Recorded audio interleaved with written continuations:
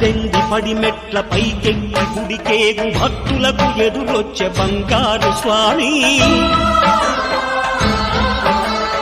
ఇరుముడులు స్పృశించి శుభమును దీవించి జన బృందముల చేరే జగమేలు స్వామి తన భక్తులనరిల్చు తప్పులకు తడబడి ఒక పక్క ఒరిగి